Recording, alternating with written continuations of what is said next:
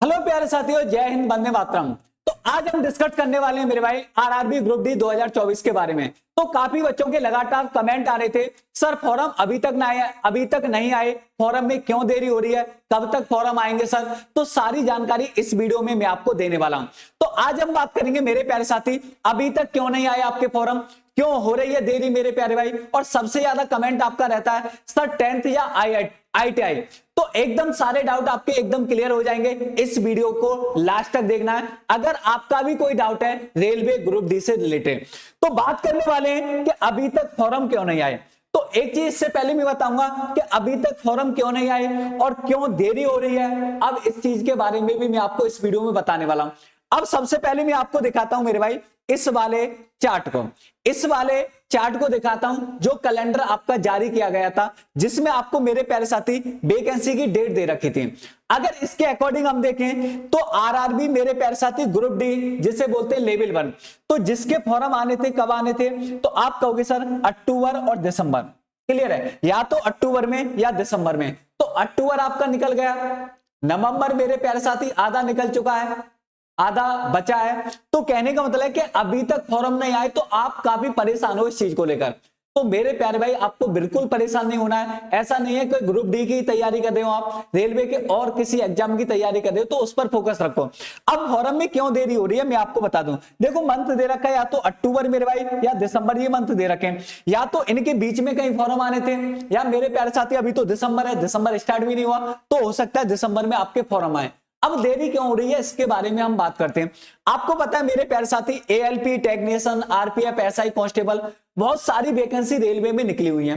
तो सबसे पहले तो उनकी एग्जाम डेट जारी हो गई है। कम से कम 90 लाख फॉर्म मेरे प्यारे साथी, 90 लाख परीक्षार्थी हैं जो मेरे प्यारे भाई परीक्षा में भाग लेने वाले हैं। तो उनके क्या है मेरे भाई, एग्जाम कंडक्ट कराए जाएंगे। एग्जाम डेट आ चुकी है, आपको पता ही होगा।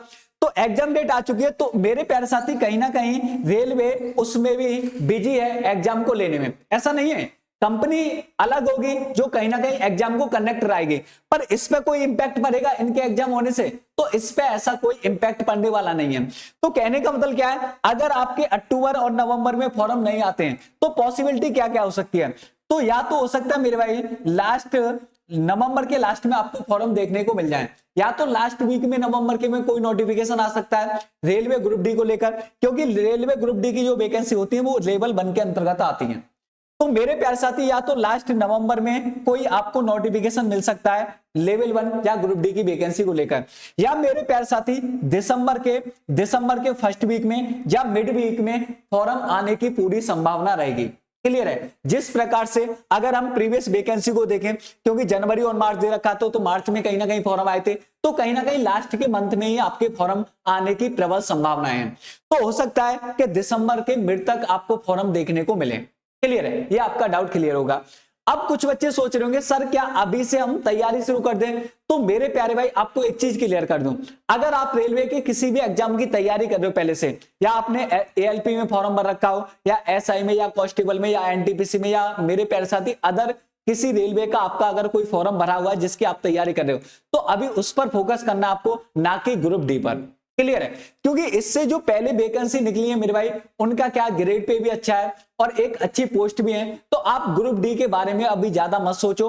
पर मेरे प्यारे साथी अगर इन एग्जामों की तैयारी कर रहे हो तो आपकी ग्रुप डी की भी तैयारी हो जाएगी। कुछ बच्चे सोच रहे हैं सर हम ग्रुप डी का ही फॉर्म भरेंगे, हम ग्रुप डी को टारगेट करेंगे, हमने एनटीपीसी का फॉर्म नहीं भरा, ना तो मेरे भाई ग्रेजुएशन वाला भरा, ना 12th वाला भरा। अगर आपका मेरे भाई ग्रुप डी का ही टारगेट है, तो ग्रुप डी का टारगेट है तो अपनी तैयारी अभी से स्टार्ट कर सकते हो। पर तैयारी कैसे करनी है ये सारी चीजें भी मैं आपको बताऊंगा। क्लियर है, अब ये आपका डाउट क्लियर होगा कि फॉर्म कब तक आने वाले हैं। अब दूसरी चीज हम बात करते हैं मेरे भाई, आपका एक और डाउट होगा कि सर इसमें 10th मांगा जाएगा या आईटीआई मांगी जाएगी। तो इसके बारे में भी हम चर्चा कर लेते हैं, 10th या आईटीआई वाले। तो अभी तक मेरे भाई प्रीवियस जो वैकेंसी निकली थी उसमें 10th हो या आपके पास आईटीआई हो, तो दोनों ने फॉर्म डाले थे, दोनों ही फॉर्म भर पाए थे। अब की क्या हो सकता है, देखो जब तक कोई भी ऑफिशियल नोटिफिकेशन जारी नहीं होगा, क्योंकि बहुत सारे लोगों ने आरटीआई डाली थी, और आरटीआई का जो रिप्लाई मिला था आपको पता है 2019 वाली वैकेंसी में, जो मेरे प्यारे साथी उन्होंने क्लियर कहा था कि आगे जो भी वैकेंसी आएंगे उनमें हम क्या करेंगे, आईटीआई को कंपलसरी कर देंगे। तो प्रबल संभावना यही है कि 10th प्लस ITI मांगा जाए। प्रबल संभावना क्या है कि 10th के साथ अब की हो सकता है कि ITI भी आपका मांगा जाए। पर ऐसा भी नहीं मेरे भाई, हो सकता है 10th वाले बच्चों को रेलवे उदास ना करे, तो उनके लिए भी कुछ ना कुछ वैकेंसी रहेंगी जिनमें मेरे प्यारे साथी ITI की जरूरत ना हो। ये एक संभावना है। जब तक कोई भी रेलवे की तरफ से मेरे भाई ऑफिशियल नोटिफिकेशन नहीं आएगा तो हम पॉसिबिलिटी ही कह सकते हैं। तो मैक्सिमम पॉसिबिलिटी यही लग रही है कि एक प्रीवियस नोटिस को देखते हुए या RTI के रिप्लाई को देखते हुए कि उसमें जो है मेरे भाई कि 10th के साथ ITI कंपलसरी हो सकता है। अगर होगा तो मेरे भाई कुछ ऐसे भी हो सकता है कि कुछ वैकेंसियों में ज्यादातर वैकेंसी आएंगी जो 10th प्लस ITI वालों के लिए आएंगी, कम से कम 80% वैकेंसी। तो 20% वैकेंसी ऐसी भी होंगी जिनमें 10th मांगा जाए, जिनमें कहने मतलब बहुत सारे टेक्निकल डिपार्टमेंट होते हैं, उन्हें छोड़ के बाकी के जो भी 20% वैकेंसी हैं उनमें हो सकता है कि आपको ITI ना देखने को मिले, ITI ना देखने को मिले। क्लियर है? अब डिटेल में नोटिफिकेशन जब भी आएगा तो संपूर्ण जानकारी आएगी और उसके आधार पर आपको क्लियर हो जाएगा। तो ज्यादा पॉसिबिलिटी यही है कि ITI मांगा जाएगा। आगे बढ़ते मेरे भाई, अब आपको मैं बता दूं क्या कि सर अगर हम बात करें, अगर हमारा प्रोसेस क्या होता है रेलवे ग्रुप डी का, रेलवे ग्रुप डी में सिलेक्शन लेना है तो किस तरीके का प्रोसेस होता है, कितने मेरे भाई सिलेक्शन के प्रोसेस है, सारी चीजें इस वीडियो में मैं आपको समझाने वाला हूं क्या प्रोसेस होता है। देखो ध्यान से देखो मेरे प्यारे साथी, अगर हम सिलेक्शन प्रोसेस की बात करें तो मेजर इसमें 3 ही स्टेज आपके होने वाले हैं और 3 स्टेज में मेरे भाई आपका क्या हो जाएगा, सिलेक्शन हो जाएगा। सबसे पहले क्या होगा, इसमें कंप्यूटर बेस आपका एग्जाम होगा स्टेज फर्स्ट में। सबसे पहले होगा आपका CBT 1। क्लियर है? आगे होगा मेरे भाई स्टेज 2 में क्या होगा, फिजिकल एफिशिएंसी टेस्ट होगा, PET होगा। क्लियर है? फिजिकल एफिशिएंसी टेस्ट होगा, PET होगा। आगे स्टेज 3 जो होती है उसमें क्या होगा, आपके डॉक्यूमेंट वेरिफिकेशन और आपका मेडिकल एग्जामिनेशन होने वाला है।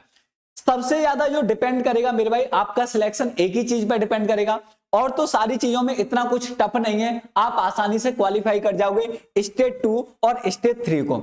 इसमें कोई इतनी ज्यादा दिक्कत नहीं है। बहुत सारे डॉक्यूमेंट आपको यहां नहीं मांगे जाएंगे, जो भी आपकी 10th की मार्कशीट वगैरह है वही कॉमनली लगेंगे, और आपका मेडिकल एग्जामिनेशन बहुत ज्यादा टफ नहीं होता, नॉर्मली होता है। क्लियर है? तो यहां इतनी दिक्कत आपको होने वाली नहीं है। जो आपका सिलेक्शन का आधार रहेगा वो होगा मेरे भाई CBT 1।